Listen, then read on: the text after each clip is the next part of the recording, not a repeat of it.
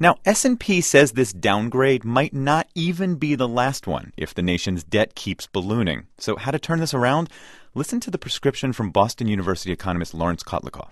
What you have to do is either immediately and permanently raise taxes by about two-thirds, or immediately and permanently cut every dollar of spending by 40% forever. So I'm talking about cutting Medicare benefits, Medicaid, Social Security, defense spending, you name it, by 40% forever starting today. That's what the CBO's numbers say. We have an absolutely enormous problem facing us. Big tax increases, huge cuts to military spending and entitlement programs.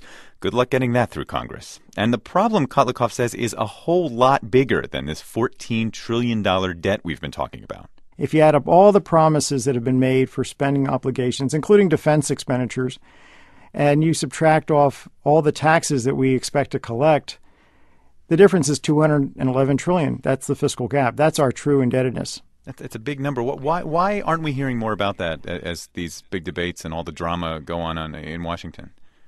Well, the politicians have chosen their language carefully to keep most of the problem off the books, and they've done this for decades. So this is Enron accounting to the 10th power, the millionth power, actually. It's quite a strong accusation.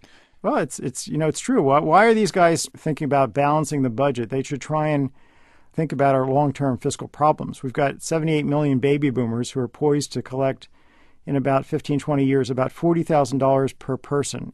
Multiply 78 million by 40,000, you're talking about more than $3 trillion a year in today's dollars just to give to a portion of the population. That's an enormous bill that's overhanging our heads, and Congress isn't focused on it. So Americans just watched this drama play out in Washington. I mean, is your message to them that this was all just a useless process? This is a sideshow. The Democrats and Republicans have been having a food fight for decades. Underneath that facade of conflict, what's really going on is that older generations are taking from young generations on an ongoing basis. And we've consistently done too little too late, looked too short term. Well, guess what? You can't keep putting off these problems.